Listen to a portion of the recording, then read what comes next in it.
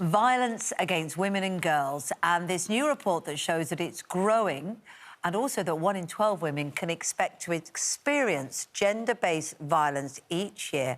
This is according to a new report from the National Audit Office. It also says that the Home Office's efforts to address violence against women and girls have not yet improved outcomes for victims, despite years of government promises and strategies. Home Office Minister Dame Diana Johnson joins us now to discuss. Minister, the Home Office, it turns out from this report, let's just sort of cut to the chase, underspent its own budget on this, on violence against women and girls, by an average of 15%. That's between 2021 and 2024 and last year. It is essential that there are specialist police officers that deal with this. Otherwise, we will have the situation that will continue, where people will go unpunished, and above all else, detection rates will be as low as they are. Violence against women and girls will continue. Can you commit that you will spend the money on those specialist officers and, above all else, prioritise this as a policing strategy to stop it? Yes, absolutely. And the report that you're referring to is a report on the previous government's attempts to tackle violence against women and girls. This government came in July. One of our key planks of our Safer Streets mission is to halve violence against women and girls over the course of the next decade. That's really ambitious. And with the Home Secretary and with Jess Phillips in charge of dealing with violence against women and girls, I know this is a very different approach, and we will make sure that this scourge on society, this awful situation we're in, is dealt with. And it's a cross-government approach as well. This isn't just about the Home Office. This has to be about a cultural change in our society. And I am confident that with the Home Secretary and with Jess Phillips, we will deliver on this. And we know the Prime Minister is behind this totally as well. He set that out in his plan for change at the end of last year. So, just to be clear, the report's about the previous government, not this one. No, indeed. And it's certainly not a new problem, is it? We know that. It's not a new problem. No, it's something that's been attempted to be tackled for a long time. I suppose the concern is, yes, what is the new government going to do? What specifically? Because halving it over 10 years is ambitious, as you say. Great to have that ambition. But it's the practical detail, I think, that frustrates people. What are you going to do now? Absolutely. Yeah. I fully understand that. And since we came in last July, we've introduced, for example, domestic abuse specialists into police control rooms. I'm here in Humberside today. So that's really important to tackle when calls are made into the police, that there is that specialist advice available. We've got a review on stalking. We're taking measures forward on spiking. We know that's a real issue. And we've also introduced new protection powers for domestic abuse victims. So we've already got several things we're doing, but there will be a full strategy announced in the spring by the Home Secretary and by Jess Phillips around what we're going to do to meet our pledge of that halving violence against women and girls over the next decade. As I say, that's a key part of the Safer Streets mission that this government is taking forward, and it has to be across government. As I keep saying, this is not just for the Home Office. This has to be about education. It has to be about health. We've got to tackle this once and for all. Education and health, but once you've detected the crime, let's say, person has to go to court. Courts are underfunded years before a defendant finds themselves in the dock. You have to fund criminal justice as well. Is there a pledge to do this? Otherwise, none of this matters. You're absolutely right, and this has to be a kind of what you call a whole system approach. Just arresting the perpetrator isn't going to solve this problem. You need to do all the preventative work, so that's why I was talking about education. But you also need to have a criminal justice system that works. And we know, again, the inheritance that we have with the criminal justice system sees those long delays in going to court.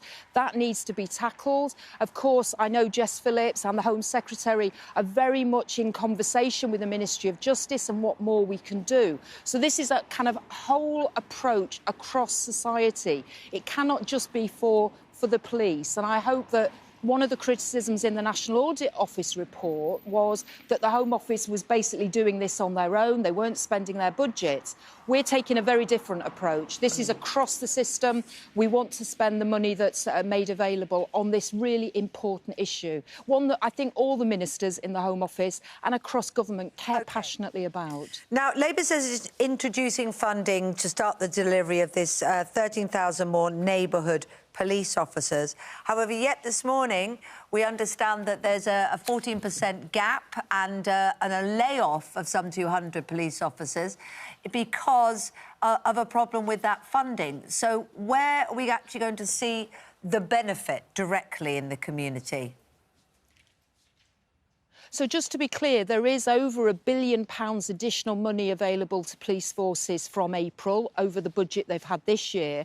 And this 200 million that we're talking about today is specifically to deliver on the 13,000 police officers, PCSOs and specials in our neighbourhoods and in our communities, because I know that that presence in our community is so important to people. So that's why we've doubled the amount of money available to police forces from April to kick Minister, we don't have you for as much time as... Police... Minister, we don't have as much time as we like. The presence of police is important, to be sure.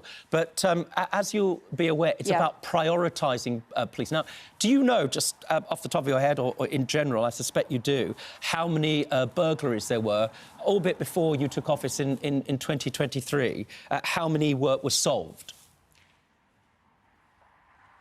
Well, what I do know is across the piece, the number of crimes that are actually solved is far too low. The number of crimes that are actually being investigated, detected and then going to court is far too low. Let me help you. That's part of... Well, if I may, let me help you, right?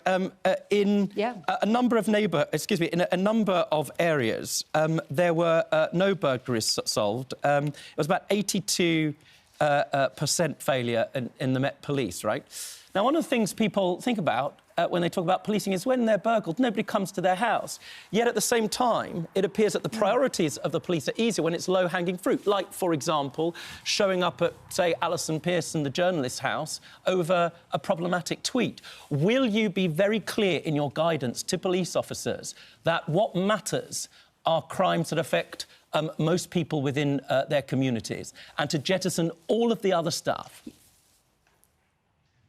We've been really clear. We want a common-sense approach in policing. Our priorities are the priorities of the people of this country. So you're absolutely right on burglary. The police have already committed to attending domestic burglaries. That they've committed to do that, and we've seen huge progress on that. But, of course, there is much more to do. So I can absolutely say to you, the boost we're giving today to neighbourhood policing, to provide that police presence, for people to see the police, PCSOs and specials in their communities, is an important part of the Safer Streets mission. But you're absolutely right, a common-sense approach to policing, that's what the Home Secretary has talked about, that's what the Prime Minister has talked about. You think that will be a deterrent? That's another element of policing, right? To be there, to be present.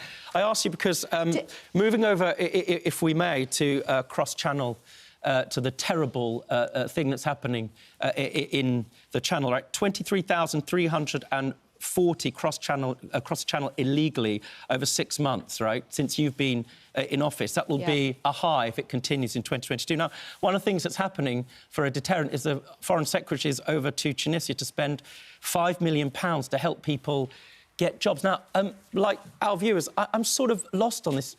What jobs are going to be created in Tunisia for £5 million that are going to provide training that's going to stop people, women and children, getting on the boats? I don't understand how that's a deterrent, but perhaps it's me. Well, first of all, the deterrent that the previous government had around the Rwanda scheme obviously completely failed. You know, hundreds of millions of pounds was spent on that by the previous government to no effect at all. I think there is an acceptance that if you invest through international development funding in countries to keep people there, to provide jobs and opportunities for them, that is money well spent in the long term, because it stops people then feeling that they have no opportunities locally and moving, as we've seen, large large numbers of people moving up through Africa and into Europe or across the Middle East. So I think there is merit to that kind of funding. And, of course, under the previous government, that funding was slashed and money was spent on schemes where there was no evidence of a deterrent effect, as we know with that Rwanda scheme. So I don't know the complete details of that that you're describing in Tunisia, but I do think it's recognised that that upstream funding can be very helpful in tackling some of the reasons why... Minister, I understand you have to go, but that was announced by the Foreign Secretary today, £5 million. But thank you very much. Right. Dame Diana Johnson, Dame Diana Johnson. good to speak to you this morning. Thank you for your time. Thank you.